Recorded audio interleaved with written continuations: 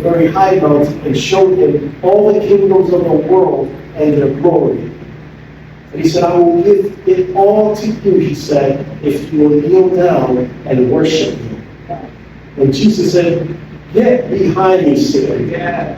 For the scriptures say that you must worship the Lord your God and serve only him. And the devil went away, and the angels came and took care of Jesus. The title of today's message is, whose report will you believe? The battle for our identity. Father, we thank you for your word. Lord, speak to your people.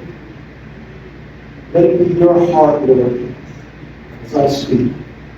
Let it be your heart that they hear. In Jesus' name. Amen. Thank you, Lord. There are a few questions more important than this one. Who are you? Who are you?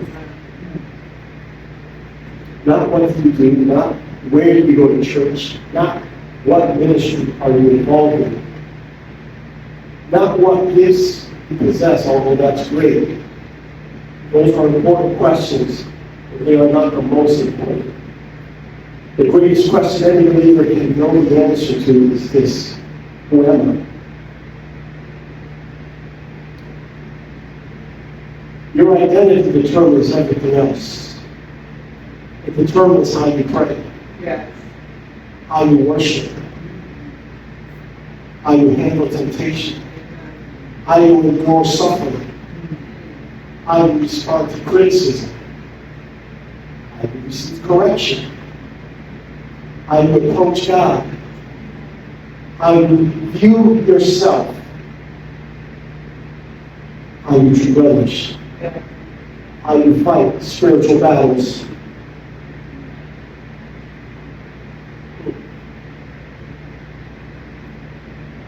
Hallelujah.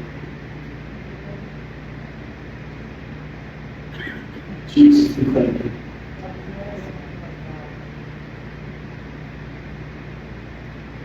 Who you are determines how you behave, how you walk in the Spirit. Can we give the Lord a praise?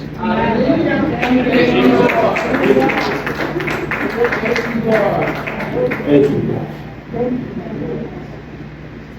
Thank you, Jesus. Thank you, Father.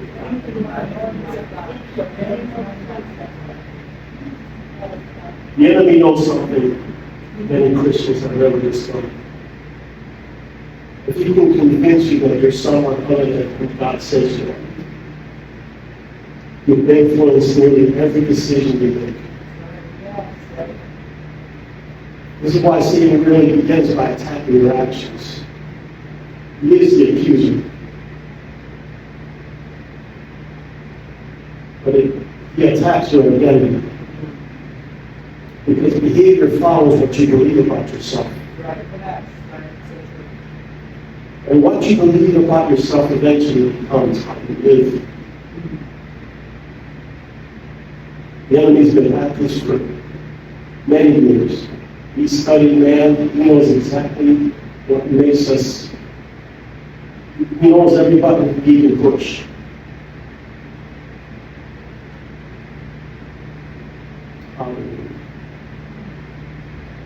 If I believe I'm worthless, I'll live like I'm worthless.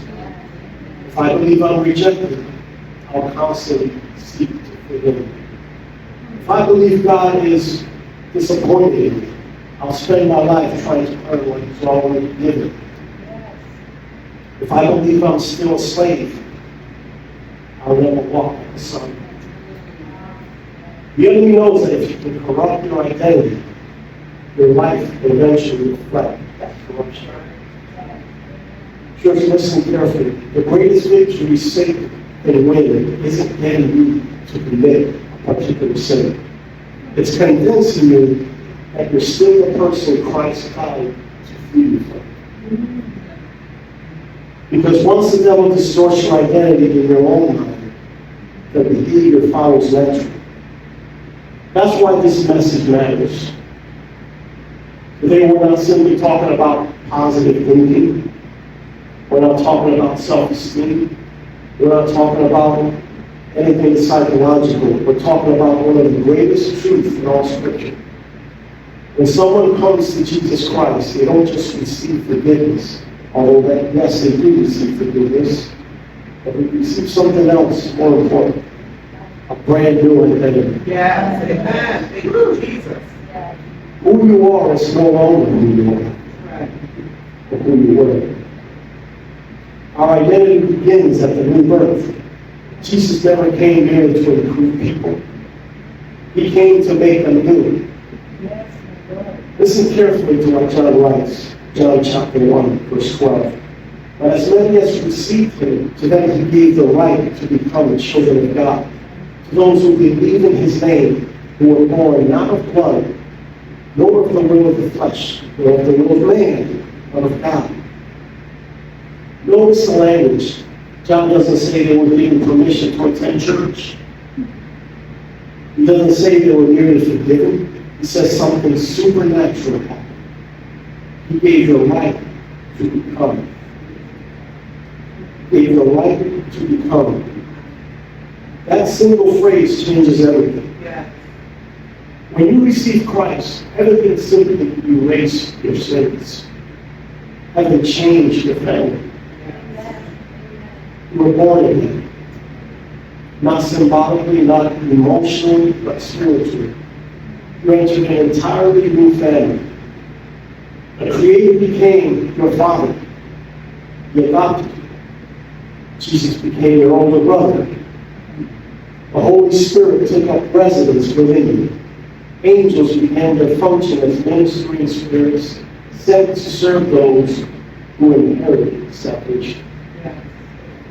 Your citizenship changed. Your inheritance changed. Yes. Your future changed. Yes. And your identity changed.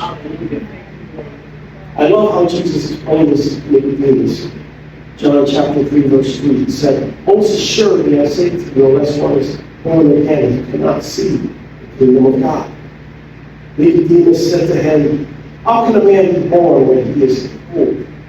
Can he enter a second time into his mother's womb and be born? Jesus answered, most assuredly I say to you, unless one is born of water and the Spirit, you cannot enter the kingdom of God. That which is born of the flesh is flesh, and that which is born of the Spirit is spirit. Do not marvel that I said to you, you must be born again. Jesus wasn't talking about becoming a better version of yourself. He was describing a supernatural birth, something that we cannot accomplish on our own, but only by his mighty power. Every birth creates an identity. When you were physically born, you entered an earthly family. When you were spiritually born, you entered God's family. That's why the New Testament doesn't repeatedly call believers merely followers. It calls us children, sons, heirs, beloved, saints, the household of God, the bride of Christ, and a royal priesthood. God doesn't define us first by what we do. He defines us by whose we are. At this point, hallelujah, I'd like to pause for a moment. Just want to take a glance here. I got a question for you. If I ask you who you are, what would be the very first answer that comes to your mind?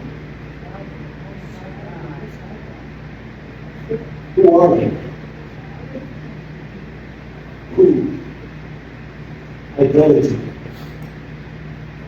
Perhaps some of you would answer, I'm a husband, which is true. I'm a wife, also true. I'm a businessman. I'm retired. I'm a sinner saved by grace. We hear that a lot. I'm a failure. I'm divorced. I'm an addict. I'm lonely. I'm anxious. I'm ugly. None of those things are your true identity. Your real identity is this: I am a son. I am a daughter. Everything else is either secondary or simply a lie. The Father's declaration of you always comes before the devil's accusation. There is something absolutely breathtaking about the order of events in Jesus' life. Nothing in Scripture happens by accident. Everything is done in an orderly fashion. God is very intentional about what He does and about what He allowed to happen. Every event, every conversation, every miracle, every temptation He allowed, they all reveal something about God's heart. Before Jesus ever entered public ministry, before He healed the sick, opened blind eyes, cleansed lepers, raised dead, preached to the multitudes, or cast out a single demon, something remarkable happened. The Father spoke. That alone should capture our attention. The first public words spoken over Jesus by the Father were not instructions. They were not corrections. They were not assignments. They were an affirmation of identity. Matthew chapter 3, verse 13 to 17 reads, "Then Jesus came from Galilee, John, at the Jordan, to be baptized by him, and John tried to prevent him, saying, I need to be baptized by you, and you are coming to me? But Jesus answered and said to him, Permit it to be so now, for thus it is fitting for us to fulfill all righteousness. Then he allowed him. When he had been baptized, Jesus came up immediately from the water, and behold, the heavens were opened to him. And he saw the Spirit of God descending like a dove, and alighting upon him. And suddenly a voice came from heaven saying, This is my beloved Son, in whom I am well pleased. Church, don't miss this. Jesus had done nothing publicly. No miracles, no sermons, no crowds, no disciples, no ministry accomplishments. But the Father said, This is my beloved Son, in whom I am well pleased. Why? Because the Father's pleasure was rooted in relationship before it was ever connected to responsibility. That is a word many believers desperately need to hear. You need to hear it, and I need to hear it. There are countless Christians who live as though God will finally be pleased with them once they pray enough, once they fast enough, witness enough, read enough of the Word, or serve enough. But the Father shattered that mindset before Jesus ever began his ministry. The Father did not say, This is my miracle worker. He didn't say, This is my preacher. He didn't say, This is my Messiah. He said, This is my beloved Son. Identity came before ministry. It is important that identity comes before ministry. If we don't know who we are, how are we going to do what God calls us to do? Relationship came before responsibility. Sonship came before service. That order is everything. This is one of the greatest differences between religion and the gospel. Religion says, perform, then you'll be accepted. The gospel says you are accepted in Christ, now go and serve Him. Religion tells us to work for the Father's approval. The gospel tells us to work from the Father's approval. There's a world of difference between those two mindsets. One produces striving, the other produces peace. One produces insecurity, the other produces confidence. One produces exhaustion, the other produces rest. Amen. Are you resting in Him? The Father has always desired sons, not slaves. We're sons and daughters, sons of the King. Amen. This has been God's desire from the very beginning. Even in the Old Testament, God spoke of Israel as his son. Exodus chapter 4, verses 22 to 23. Then you shall say to Pharaoh, it says, thus says the Lord, Israel is my son, my firstborn. For I say to you, let my son go, that he may serve me. Establish relationship. This is my son. Let him go that he may serve me. But if you refuse to let him go, indeed I will kill your son, your firstborn. Oh, that's good. That's God's son.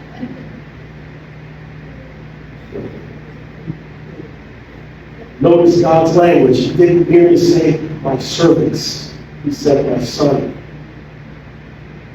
God has always desired a family. The story of redemption is not merely the story of sinners being forgiven. It is the story of orphans being brought home. You have been adopted. The Spirit confirms what the Father declares. Notice something else at Jesus' baptism. All three persons of the Godhead are present. All three. The Son stands in the Jordan. The Holy Spirit descends like a dove, and the Father speaks from heaven. What a beautiful picture. The Father declares identity. The Spirit empowers, and the Son now obeys. That pattern continues today. It continues in you and in myself. When we're born again, the Father calls us his children. The Holy Spirit comes to dwell within us, and we are empowered to walk in obedience. Amen? Paul explains it this way in Romans chapter 8. For as many as are led by the Spirit of God, these are sons of God. For you did not receive the spirit of bondage again to fear, but you received the spirit of adoption by whom we cry out, Abba, Father. For his spirit joins with our spirit to affirm that we are God's children. And since we are his children, we are his heirs. In fact, together with Christ, we are heirs of God's glory. And if we are to share his glory, we must also share his suffering. What an incredible passage. Paul says we have not received the spirit of bondage again to fear. That tells us something important. Fear is the language of slavery. Love is the language of sonship. A slave fears punishment. A son knows correction, and he also knows affection. A slave obeys because he has to. A son obeys because he loves his father. Amen? A slave worries about being cast out. A son knows he belongs. Paul says we have received the spirit of adoption. That's you and I. In the Roman world, adoption was far more than taking a child into a home. An adopted son received the family name, the legal rights of a natural-born son, the inheritance, and the full standing of a family member. His old debts and obligations were canceled. Isn't that amazing? And his new identity was recognized by law. That's a beautiful picture of the gospel. When God adopted us, he didn't place us on probation. He didn't say, let's see how you do for a few years. He didn't make us second-class members of his household. He made us his children. He gave us his name. He gave us his spirit. He gave us his promises. He gave us his inheritance. And he invites us to call him Abba. Hallelujah. This was an intimate Aramaic expression used by a loving child for his father. It carries the sense of deep affection, trust, and closeness, similar to how we use the word daddy. The God who created galaxies invites redeemed sinners to approach him not merely as a judge or king, but as a father. Hallelujah. Church, if that truth doesn't humble you, nothing will. One of the greatest signs that someone has not fully embraced their identity is that they constantly live trying to earn what God has already given them. There are believers who sincerely love Jesus, and every day they wonder, is God disappointed with me? Listen, it's real. I've been there. I've been there. They wonder, have I done enough? Does He still love me after I failed? Those questions reveal a heart that is still thinking like an orphan instead of a son. The Father isn't looking for perfect children. He's looking for children who trust Him. Right? He is your Father.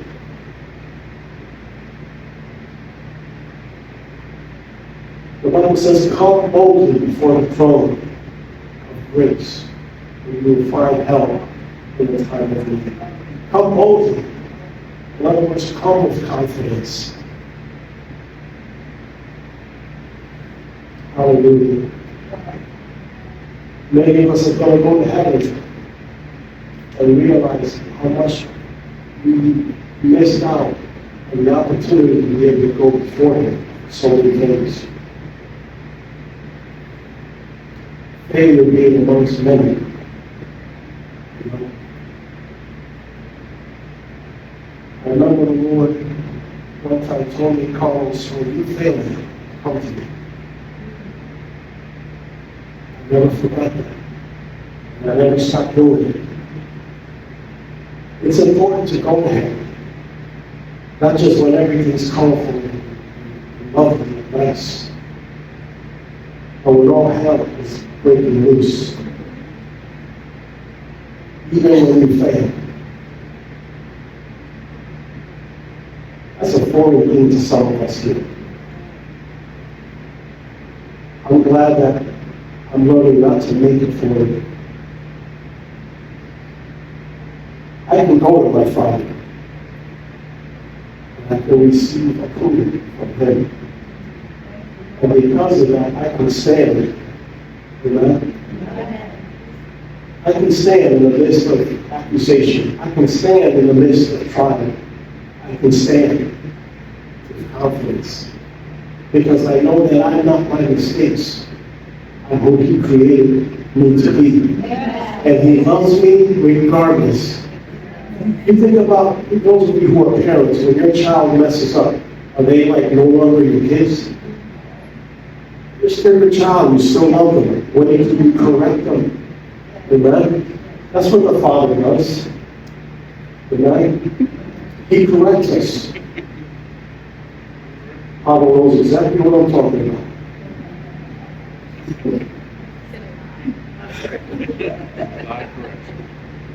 God's love is not based on performance. Sometimes we forget that, but it isn't.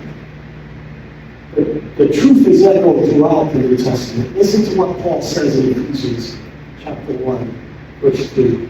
Blessed be the God and Father of our Lord Jesus Christ, who has blessed us with every spiritual blessing in the heavenly places in Christ, because we earned it. I feel that who's listening.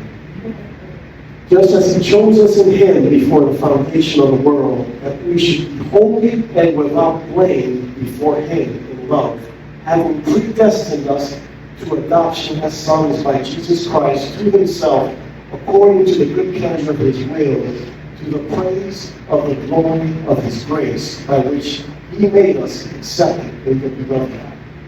You are accepted in the Beloved. Capital E, Beloved. What are we talking about?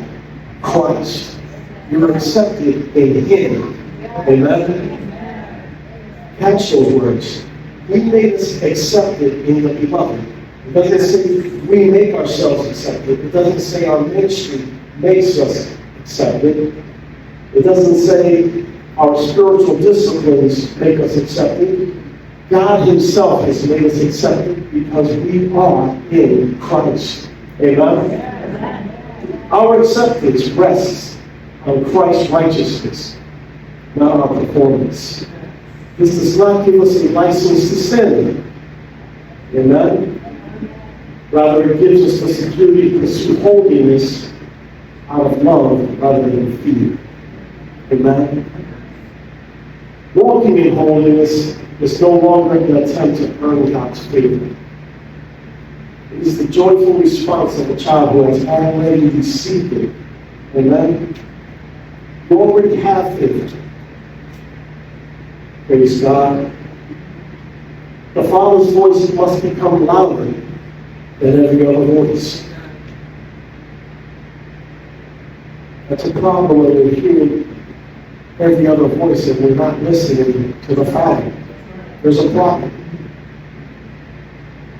Every one of us hears voices. Not that we're crazy. There's the voice of our past, the voice of failure, the voice of shame, the voice of rejection, the voice of comparison, the voice of culture, the voice of social media, the voice of our own insecurities. And we all have them. And above them all, the voice of the accuser. Oh, we hear that one. But there is one voice that must become louder than all the rest. The Father's voice. Jesus entered the wilderness carrying one sentence in his heart. This is my beloved Son, in whom I am well pleased. That declaration became his anchor. The devil couldn't question him. Religious leaders could reject him.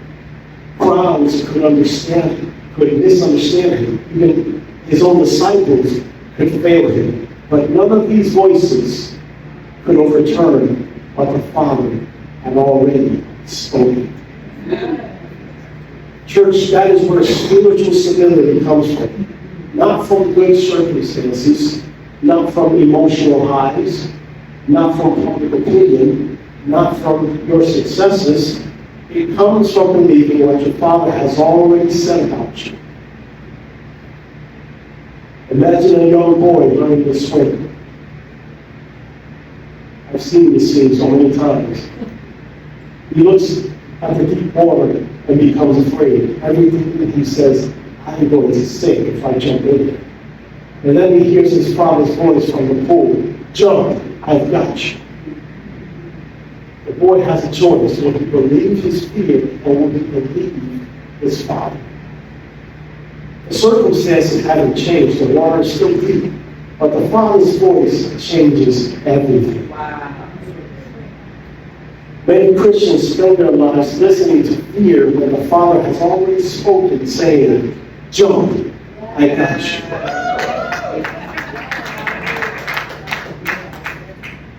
And this brings us into one of the greatest spiritual battles recorded in all Scripture. It's no coincidence that immediately after the Father declared, this is my beloved Son, the Holy Spirit led Jesus into the wilderness. Why? Because every declaration from heaven will eventually be tested on earth. And the prophetic word you receive will be tested. Will you believe it?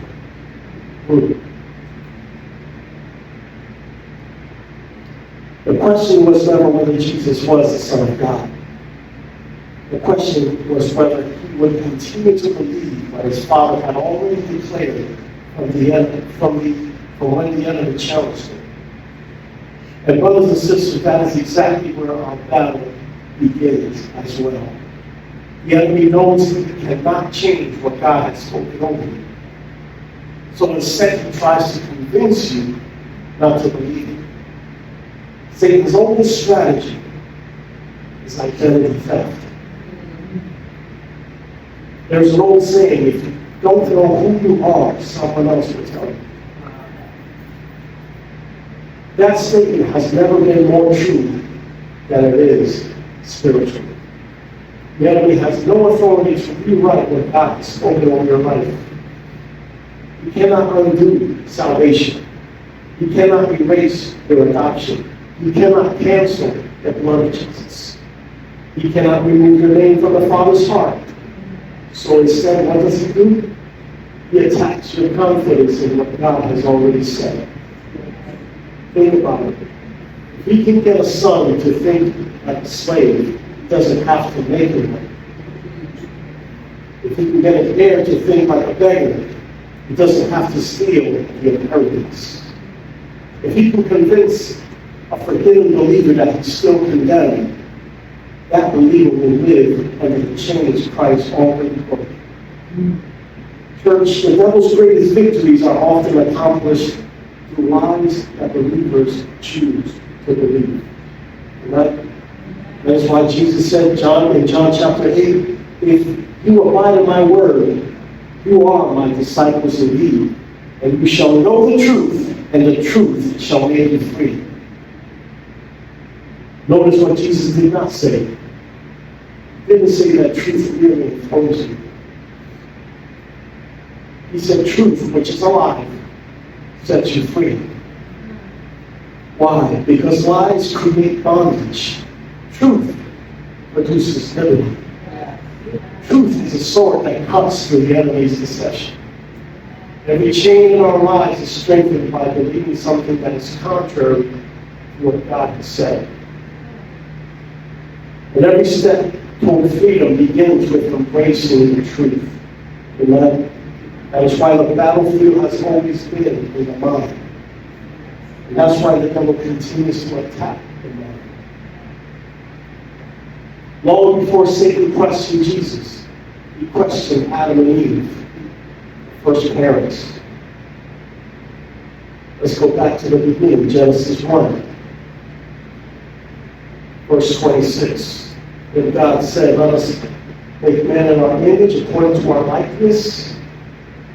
We'll say that again. Let us make man in our image according to our likeness. Let them have dominion over the fish and the sea, over the birds of the air, and over the cattle, over all the earth, and over every creeping thing that creeps on the earth. So God created man in his own image. In the image of God, he created him. Male and female, he created them. Think about that. Adam and Eve were already made in God's image. They lacked nothing. They were perfect. They were accepted. They were loved, blessed, entrusted with dominion, walking with God in relationship. Everything they needed had already been given. Now listen carefully to the serpent and what he says. Genesis chapter 3, verses 1 to 5. Now the serpent was more cunning than any beast of the field which the Lord God had made. And he said to the woman, has God indeed said, you shall not eat of every tree of the garden? And the woman said to the serpent, we may eat the fruit of the trees of the garden, but of the fruit of the tree which is in the midst of the garden, God has said, you shall not eat of it, nor shall you touch it. He didn't say that. Lest you die. He did say that they would die. And the serpent said to the woman, you will not surely die, for God knows that in the day you eat of it, your eyes will be opened, and you will be like God, knowing good and evil. Church, you see it? Satan's first words were not an outright denial. They were a question. As God indeed said, everything began with a doubt. Then came distortion, then deception, then disobedience, then death. That order has never changed. Before Satan attacked Eve's behavior, he attacked her confidence in God's word. Because if he could get her to question what God had said, her behavior would eventually follow. This is why we must know Scripture. You cannot stand on promises you do not know. You cannot defend truth you have never learned. Now notice the serpent's next statement. You will be like God. Wait a minute. They already were created in God's image. The enemy tempted them to pursue something they already possessed in God's design. You see what I'm saying? Isn't that exactly what he still does today? He tells accepted people, you need acceptance. He tells loved people, no one loves you. He tells forgiven people, God is still angry with you. He tells sons and daughters, you're still important. He tells believers, you have to earn what Christ already purchased. I want this to sink in. The devil is a master at convincing us to chase what God has already freely given us. Satan has never changed his strategy. Fast forward thousands of years, Jesus comes to the Jordan River. The Father declares, this is my beloved Son in whom I'm well pleased. Then immediately afterward, Jesus is led in the wilderness. Notice Satan's opening words. Matthew chapter 4. And Jesus was led up by the Spirit into the wilderness, to be tempted by the devil, and when he fasted 40 days and 40 nights after he was hungry, now when the tempter came to him, he said these words. He said, if you are the Son of God, command that these stones become bread. But he answered and said, it is written, man shall not live by bread alone, but by every word that proceeds out of the mouth of God. Notice something astonishing. The Father said, you are my beloved Son. Satan replied, if you are the Son of God. Catch that? The Father made a declaration. The devil asked a question. God spoke with certainty. The devil spoke with doubt. The Father established identity. The devil attempted to undermine it. The issue was never bread. The issue was identity. Satan wasn't interested in whether Jesus would turn stones into bread. He already knew Jesus had supernatural power. He was the Son of God. The temptation was more deeper, was much more deeper than hunger. It was this: use your power to prove your identity. Prove yourself with the Son. That is one of the oldest temptations in the human heart. The trap of performance. Brothers and sisters, how many believers spend their lives trying to prove something that God has already declared? You're not here to prove anything. You're just here to be what God made us to be. Amen? And you are who He created you to be. Amen?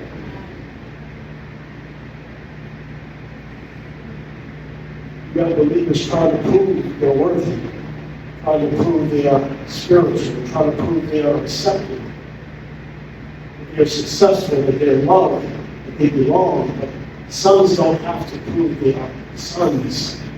They simply live as sons. Jesus never felt compelled to answer the devil on the devil's terms. He was confident.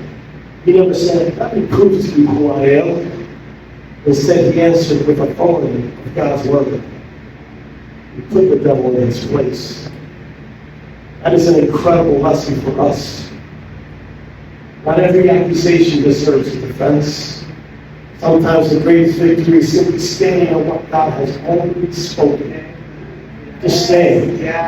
Amen? We must be confident in who we are and whose we are if we're going to overcome the enemy's lies. Amen? This is a wonderful place to pause and look at you guys.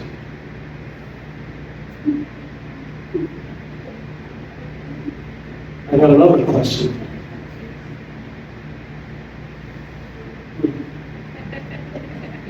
What are you still trying to prove? Are you trying to prove you're good enough? Are you trying to prove you're lovable? Are you trying to prove you're spiritual? Are you trying to prove you're successful? Are you trying to prove you're forgiven?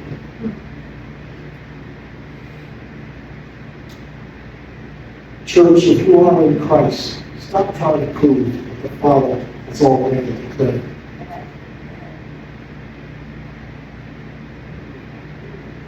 Stop trying to prove. Most people read the temptations of Jesus and think they were about bread or kingdoms or jumping off the temple. But those things are merely a packaging. The real temptation was much deeper, much more conniving. Every temptation invited Jesus to stop living as a dependent son. Remember, the Father had already spoken, "This is my beloved Son." And now Satan says, "If you are the Son of God, then prove it." Think carefully. The devil was tempting Jesus to establish his identity apart from the Father's will. That is still the temptation today. Take matters into your own hands.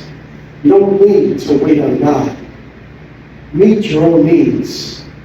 Protect yourself, promote yourself, vindicate yourself, prove yourself. Church, every one of those thoughts is rooted in independence from the Father. But Jesus came to show us something completely different. He came to reveal what perfect sonship looks like. He came to model it for us. Jesus never lived independently from the Father. One of the greatest characteristics of Jesus was his dependence upon the Father. Listen to his own words. John chapter 5, verse 19. And Jesus answered and said to them, "Most assuredly I say to you, the Son of Man can do nothing of himself, or what he sees the Father do. For whatever he does, the Son also does in like manner." Notice that. Jesus didn't say, "I can do anything," although he could. Instead, he said, "The Son can do nothing of himself." That is not weakness, that is sonship. The Son delighted in complete dependence upon his Father. Now compare that to Adam. Adam chose independence. Jesus chose dependence. Adam said, in effect, "I'll decide for myself." Jesus said, "I will do only what my Father desires." Where the first Adam failed, the last Adam triumphed. The first Adam reached for a tree. The last Adam hung on a tree. There was a beautiful picture here. The first Adam reached for the forbidden tree to become what he thought he lacked. The last Adam willingly hung upon a tree to restore what the first Adam lost. Paul writes in Galatians 3, verse 13, "Christ has redeemed us from the curse of the law, having become a curse for us. For it is written, curses everyone who hangs on a tree." Jesus became the curse so we could become sons. What Adam lost through disobedience, Christ restored through obedience. Yet he used the same words at the cross. Now I want to show you something that gives me chills every time I read it. Nearly 3 years have passed since the wilderness. Jesus had healed multitudes, raised the dead, opened blind eyes, walked on water, cast out demons, preached the kingdom, lived a sinless life while he hangs on the cross.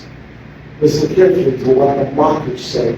Matthew 27, verse 39. And those who passed by blasphemed him, wagging their heads and saying, "You who destroy the temple and rebuild it in 3 days, save yourself. If you are the Son of God, come down from the cross." Likewise, the chief priests also mocking with the scribes and elders said, "He saved others, himself he cannot save. If he is the King of Israel, let him now come down from the cross and we will believe him. He trusted in God, let him deliver him now if he will have him. For he said, I am the Son of God." Church, you hear it? The exact same strategy in the wilderness. If you are the Son of God, at the cross, if you are the Son of God. Nothing changed. The devil simply found new mouths to speak to. Amen? That is important for us to understand. Sometimes the enemy whispers directly. Sometimes he speaks through culture. Sometimes through circumstances. Sometimes through critics. Sometimes even through well-meaning people, loved ones. But the lie is always the same. Prove yourself. Jesus refused to come down from the cross with God. Not because he lacked the power, but because he knew who he was. And he knew what he came to do. Imagine this. If Jesus had believed a lie, that identity had to be proven. He could have come down. He had the power. He himself said in Matthew 26:53, "Or do you think that I cannot now pray to my Father, and he will provide me with more than 12 legions of angels?" One word from Jesus in heaven would have ended. One command in the cross would have ended. One prayer and the angels would have destroyed the enemy. But Jesus wasn't trying to prove he was the Son. He knew who he was. And because he knew who he was, he stayed where the Father had placed him. That is maturity. Not proving yourself, but remaining faithful when your identity is questioned. The voice you believe determines the life you live. Every single day you and I hear competing voices. The Father says, "You are mine." The enemy says, "It will never change." The Father says, "You are forgiven." The enemy says, "You should still be ashamed." The Father says, "You are accepted." The enemy says, "You're not enough." The Father says, "You are my workmanship." The enemy says, "You're damaged." The Father says, "You are chosen." The enemy says, "You're overlooked." The Father says, "You are my beloved." The enemy says, "You have to earn it." The question is not which voice is speaking. Both voices are speaking. The real question is, which voice will you believe? It's a powerful truth, church. Hear this with your heart. Every temptation begins with a lie about God, or a lie about who you are. If Satan can convince you that God is not trustworthy, you'll stop trusting him. If Satan can convince you that you are not truly forgiven, you'll continue living under condemnation. If Satan can convince you that you are still defined by your past, you'll never embrace your future. If Satan can convince you that you are still an orphan, you'll never enjoy the Father's house. This is why the fight for identity is within the battlefield of every believer. And we'll end it here. Hallelujah. Thank you, Lord, for your word.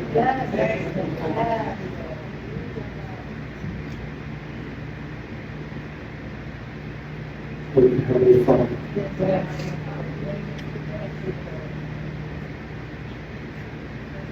Hallelujah. Bow your heads and close your eyes. Let's just pray right now. Heavenly Father, what a privilege it is to call you Father. Thank you, Lord. Thank you for adopting us into your service. We stand before you today, overwhelmed by your grace, humbled by your mercy, amazed by your love. Thank you that you did not simply forgive our sins. You brought us into your family. Through Jesus Christ, you adopted us, gave us a new name, a new heart, a new identity, and hope. Lord, I pray for every person here today who has spent years believing lies about themselves. For those who have believed they are worthless, Remind them they are treasured. For those who have believed they are forgotten, remind them you have engraved them on the palms of your hands. For those who have lived under shame, remind them that the blood of Jesus has cleansed them. For those who are trapped in condemnation, let the truth of Romans 8:1 flood their hearts. There is therefore now no condemnation to those who are in Christ Jesus.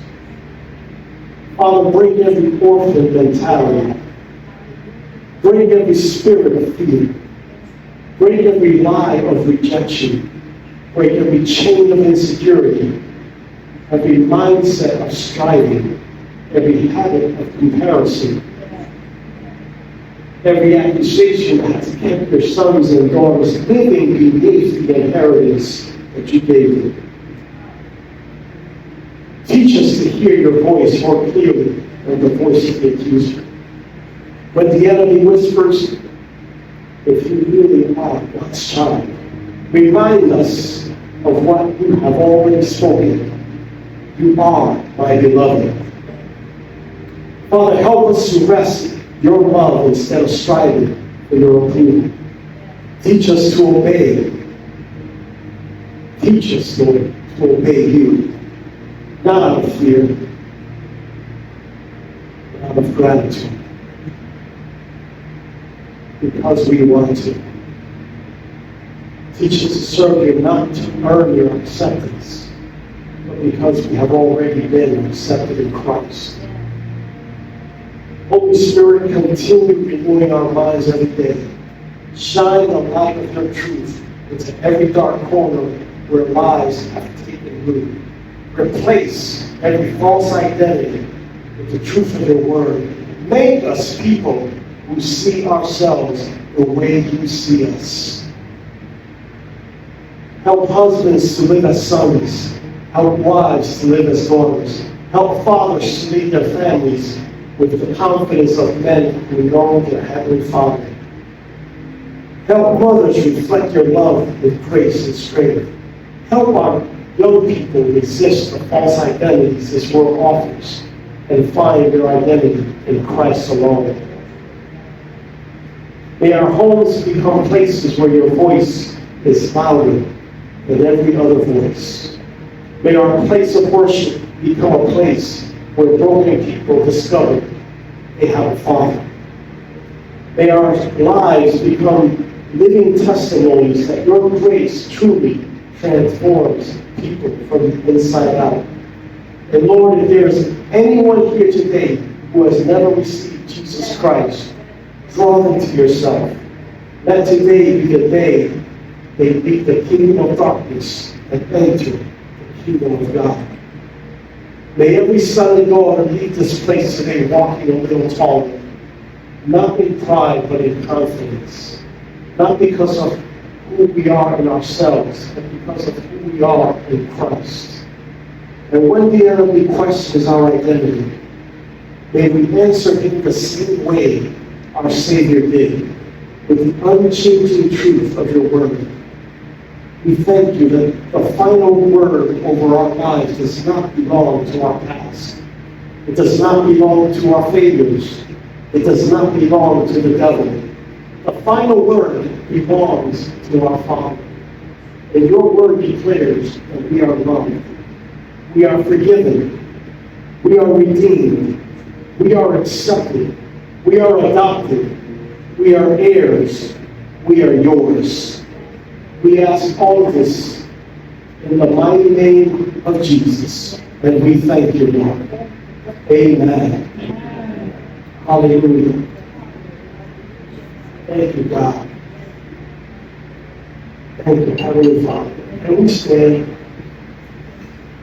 and just give God praise? Hallelujah. Thank you, Lord.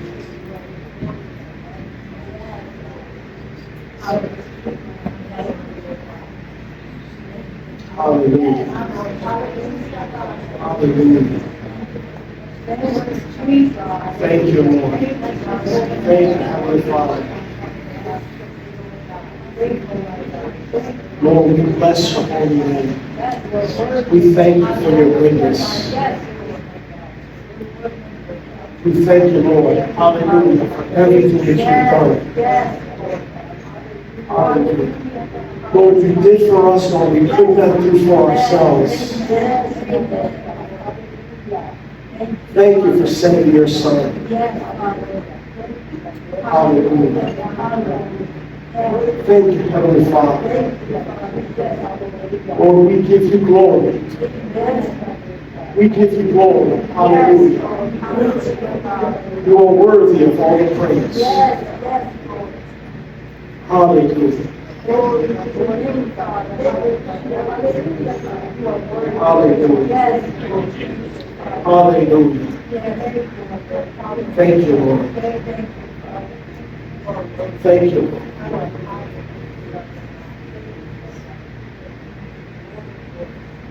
Lord, I thank you for your people. Bless them mightily, Lord. Bless them throughout this week. I pray, Lord, that they would have fresh encounters with you, Lord. Hallelujah. Thank you, Lord, for reminding us who we are. Thank you, Father. He is good. Hallelujah.